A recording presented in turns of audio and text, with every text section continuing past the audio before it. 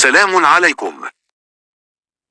تنظيم المغرب لكأس العالم يدفع الدراجي لانتقاد الفيفا بتدوينة مضحكة. نشر الإعلامي الجزائري حفيظ الدراجي تدوينة ينتقد فيها تدبير الفيفا لملف كأس العالم المقرر تنظيمه سنة 2030 في 3 قارات يمثل فيها المغرب إفريقيا.